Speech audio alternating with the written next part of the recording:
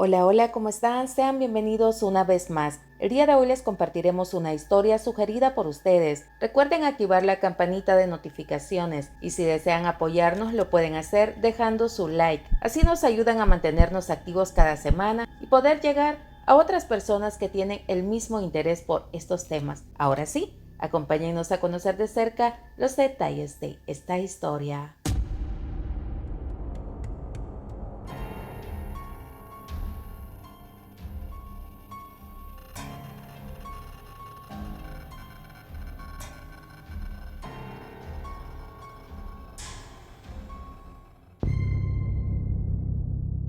La Mara Salvatrucha es una organización criminal que no solo ha operado en El Salvador, sino también en otros países centroamericanos como Honduras, Guatemala, así como en México y Estados Unidos. Desde el año 2012, las autoridades estadounidenses designaron a la MS como una organización criminal transnacional y en marzo del 2015, el Departamento del Tesoro de los Estados Unidos publicó una lista donde incluyó a Elmer Canales alias el Crook como uno de los criminales transnacionales. A la vez le congeló todos los bienes e inmuebles bajo su jurisdicción. El Crook es el líder de los programas San Marcos y Hollywood que operan en San Salvador y algunos estados de la costa este de Estados Unidos. También es señalado como el responsable de ordenar algunos crímenes en los países de Guatemala y México. Según una acusación judicial de las autoridades estadounidenses, la Mara Salvatrucha creó el Programa México y se habría aliado con los cárteles más poderosos de México para realizar actos de terrorismo.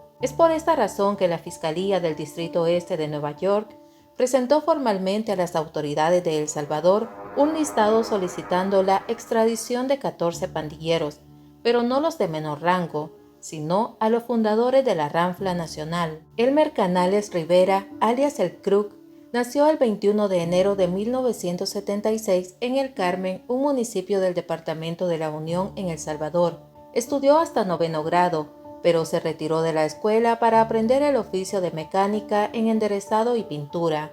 En la década de los 90, el Crook formó parte de la clica Hollywood Locos, una célula que operó en Los Ángeles, California. Años más tarde fue deportado a El Salvador, donde se comenzó a involucrar con otros miembros de la misma pandilla.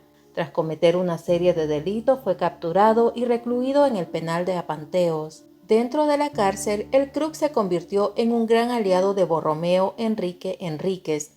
Ambos decidieron fundar la Ranfla, que estaba conformada por 12 líderes que se denominaban como los 12 apóstoles del diablo. Lo del diablo no es una casualidad, hace referencia al máximo líder de la MS-13, Borromeo Enríquez, el diablito de Hollywood, quien presuntamente se encuentra recluido en una de las cárceles de El Salvador, mientras que el Crook ocupa el segundo lugar al mando dentro de la organización, considerada una de las pandillas más peligrosas del mundo y más poderosas de El Salvador. Con el paso de los años comenzaron a cobrar las extorsiones, lo que se convirtió en la mayor fuente de ingresos para la MS-13. Uno viene al propósito de que es la pandilla más fuerte que influye en todo este mundo ahorita. Somos los más grandes, pues la MS es la más grande que hay en todo el mundo. Y sabemos de que pues sí, meterse en la pandilla de chavala, no hombre, rapidito te eliminan. ¿Te ha tocado a ti eliminar al enemigo? Simón. En el año 2000, el Crook, considerado un criminal de alto riesgo, formaba parte de la banda Los Millonarios que se dedicaba al secuestro. El 17 de junio de ese mismo año, fue capturado y enviado al penal de máxima seguridad por estar involucrado en el secuestro de un matrimonio en la playa Costa Azul, ubicada en Acajutla, Sonsonate, El Salvador. Crook fue encontrado culpable y en diciembre de 2001 un juez lo sentenció a 16 años de prisión por el delito de secuestro. Adicional le impuso cancelar en concepto de responsabilidad civil la cantidad de 15,000 colones o su equivalente en dólares 1.714.28 centavos. A finales del año 2009, Jessie Carolina Chávez Ramírez, alias Bombón, visitó el penal de Ciudad Barrios. Durante esa visita conoció a Crook y comenzaron una relación sentimental. El 17 de julio del año 2010, Jessie ingresó al recinto y le entregó a Crook 2 chips telefónicos. Luego de una investigación, se conoció que Jessie y otro pandillero los utilizaron en la comisión de un secuestro concretado 3 días antes. aquel 14 de julio la mujer llamó a su antiguo pretendiente para pedirle que se reunieran en la colonia América del barrio San Jacinto en San Salvador. Según informes, el hombre salió en su hora de almuerzo para encontrarse con ella, pero el objetivo de Jesse era privarlo de su libertad y el plan se ejecutó con éxito. Esa tarde, 2 pandilleros le ayudaron a secuestrarlo. Ese mismo día, los familiares de la víctima recibieron una llamada donde uno de los pandilleros les informó que su ser querido estaba secuestrado y para liberarlo debían cancelar una fuerte suma de dinero. La negociación se llevó a cabo luego de que los familiares de la víctima pagaran $30,000 por su rescate, pero los pandilleros ya lo habían estrangulado. Detrás de este asesinato estaba el Krug. Según el expediente judicial, este le hizo una llamada desde el penal de Zacatecoluca a la esposa de la víctima para decirle que su esposo había cometido el peor de los errores, meterse con su mujer. 3 días después, es decir, el 20 de julio, Jessie fue arrestada y acusada de cómplice no necesario en los delitos de secuestro y homicidio agravado, pero la suerte parecía estar a su favor, cuando el 4 de febrero de 2015, el juez Godofredo Salazar dijo no haber encontrado las suficientes pruebas para acusar al Krug, Jessica y otros 2 pandilleros implicados en el caso y todos fueron absueltos de los cargos. En el mes de marzo de 2012, las pandillas eran las que causaban el 90% de los asesinatos en El Salvador. El gobierno del expresidente Mauricio Funes se vio incapacitado para disminuir los hechos delictivos, por lo que consideraron necesario sentarse a platicar con los líderes de las 2 pandillas más grandes, la Mara Salvatrucha y Barrio 18, todo con el fin de evitar la guerra entre ellos y llegar a un acuerdo para que la violencia cesara en el país. A cambio, los líderes recibirían beneficios como traslados a cárceles de menor rigurosidad, la introducción de objetos prohibidos como electrodomésticos, teatros en casa y televisores, entre otros, a sus celdas. Eso de negociación entre las pandillas que puede llevar a una baja sensible de homicidios. Entonces vengo yo y le digo, bueno, ok, que se dé esta negociación, pues. ¿Y qué necesitan para que se dé esta negociación? Necesitan juntarse, necesitan reunirse, tomar decisiones en presencia de Raúl Mijangos y Monseñor Fabio Colindres. Entonces se autoriza el traslado.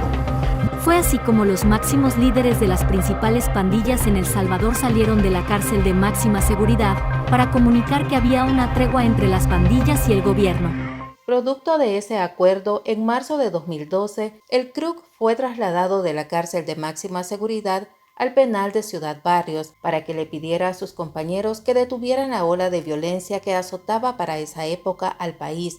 Pero a pesar de la tregua, las extorsiones a los salvadoreños no se detuvieron y algunos miembros recluidos en los penales no acataron la orden de suspender las ejecuciones. Esto conllevó a que entre el año 2012 y 2013, 2 reos fueran asesinados al interior del penal de Ciudad Barrios por haber irrespetado la tregua. Sin embargo, a comienzos del año 2015, los enfrentamientos y violencia volvieron a vestir de luto al pueblo salvadoreño. El propósito de la pandilla era acordar una nueva negociación con el gobierno. Ellos ofrecían no atentar contra los policías y sus familias, así como permitir la ejecución de proyectos en diferentes comunidades, todo a cambio de que trasladaran a 3 de sus máximos líderes a una cárcel de menor rigurosidad, pero el gobierno prefirió no negociar. De pronto apareció un testigo con clave Noé, un ex jefe de la pandilla que decidió confesar las acciones cometidas por la MS-13 a cambio de beneficios judiciales.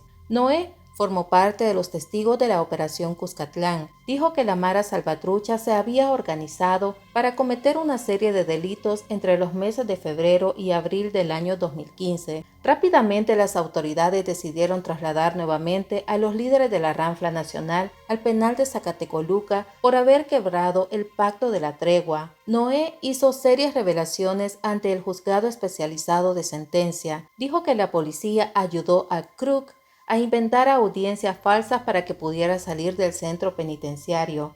Aunque no reveló las identidades de los oficiales, tampoco aclaró la época en que ocurrieron los hechos y mucho menos el motivo de las salidas. El testigo en su relato agregó que Krug le había informado a unos policías el lugar donde un grupo de pandilleros se reunían para planificar actos delictivos. El propósito del ranflero era que los oficiales capturaran al grupo de pandilleros.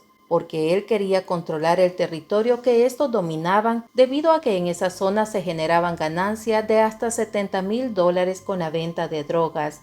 Además dijo que la MS aprovechó para conseguir armas y habían adquirido 100 de ellas. En la operación Jaque y Tregua, los testigos criteriados manifestaron que la idea era armarse y estar preparados, porque tenían claro que el pacto en un momento llegaría a su final. El Krug volvió a ser noticia cuando el 12 de enero de 2018 salió del penal para ser interrogado como parte de un proceso de investigación en el Centro Antipandillas, pero 7 días más tarde se reportó su ingreso al centro penitenciario.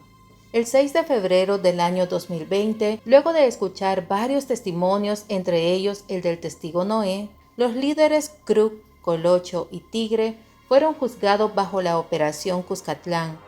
Krug y Colocho fueron sentenciados a 60 años de prisión por 2 homicidios agravados, mientras que el Tigre recibió 14 años por agrupaciones ilícitas. Los tres, a través de sus abogados, interpusieron un recurso de apelación para que les redujeran sus condenas, y el 26 de abril de 2021, la Cámara Primera Especializada de lo Penal recalificó las sentencias, reduciendo las penas de Krug a 40 años, Colocho recibió la revocación de un homicidio agravado y la pena fue reducida a 30 años, mientras que el Tigre quedó absuelto del cargo de agrupaciones ilícitas. En enero del año 2021, el gobierno de Estados Unidos acusó a Krug junto a otros 13 cabecillas por conspiración para prestar y ocultar apoyo material a terroristas, conspiración para financiar el terrorismo y narcoterrorismo. La acusación fue presentada por la Fiscalía estadounidense en una corte federal de Central Islip en Nueva York.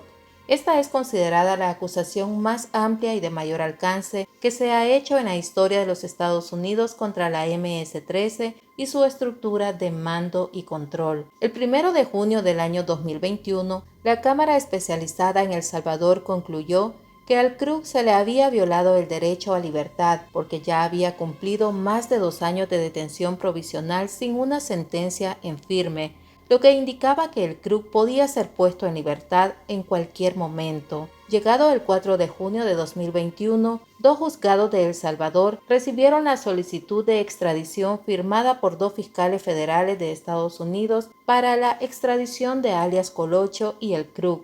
Sin embargo, un día antes, es decir, el 3 de junio de 2021, la inteligencia militar salvadoreña había documentado en un informe la salida del penal de Zacatecoluca de estos 2 líderes, donde se reportaba que el Krug regresaría un día después, aunque según la ficha carcelaria del Sistema de Información Penitenciaria, informa que el líder nacional fue liberado ese 3 de junio de 2021. Pero existen rumores de que su salida fue en noviembre de ese año, por lo que este dato aún no está claro. La excarcelación del Krug quedó en evidencia luego de que Jessie, compañera de vida de Krug, publicara en sus redes sociales entre noviembre de 2021 y enero de 2022 varias fotografías junto al ranflero. En una de ellas se puede ver parte del rostro y tatuajes del líder. En otra se observa una prueba de embarazo con resultado positivo y Jessie posando con su vientre abultado junto al Krug. Diferentes medios de comunicación buscaban los motivos del por qué los pandilleros habían quedado en libertad, cuando aún no habían terminado de cumplir sus condenas y habían órdenes de extradición para ambos, pero las autoridades policiales y carcelarias seguían sin pronunciarse ni admitir públicamente que el Krug y Colocho habían sido liberados. Durante esa fecha también apareció Clave Lobo, un antiguo pandillero quien dijo que cuando se enteró de que el Krug había quedado en libertad se sorprendió. Semanas más tarde asegura que lo vio llegar en una camioneta blanca a una casa ubicada en el municipio de Ciudad Barrios en San Miguel. El líder se hacía acompañar por 2 hombres que no tenían apariencia de pandilleros. Asegura que el Krug se quedaba en esa casa por unas horas y desde ahí una mujer llamaba en su nombre para que sus compañeros llegaran a recogerlo. Al llegar, los sujetos lo trasladaban a otra zona. La orden era que él no llevara un teléfono celular. Recuerda que en una ocasión una patrulla de la policía circuló por esa zona.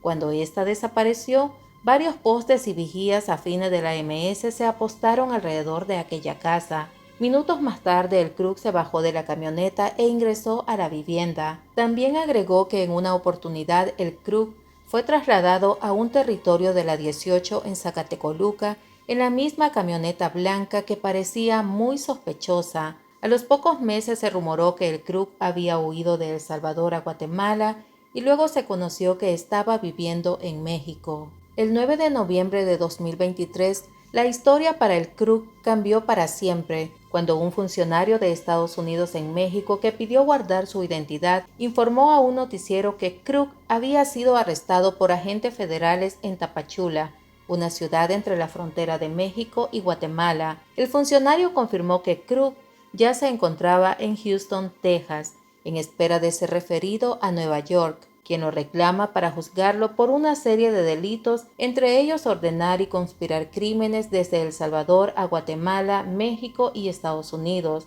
así como otras actividades terroristas. El FBI lo señala de ser el encargado de coordinar todos los delitos a pesar de estar bajo prisión y de tener a su mando varias estructuras de pandilleros que operan en diferentes ciudades de Estados Unidos, en su mayoría en Nueva York y Virginia. En las redes sociales últimamente se ha filtrado un audio donde Carlos Marroquín, un funcionario público, manifiesta lo siguiente. Creo que la onda iba conmigo, pues hasta aquí, imagínense, yo sé que hasta usted ha pagado las presiones de toda esta gente que ha venido, la salida del viejo y todo eso, y yo al viejo lo saqué de adentro, brother, en una forma de ayudarles a todos y de demostrarles mi lealtad, y por fin mismo lo fui a Guatemala.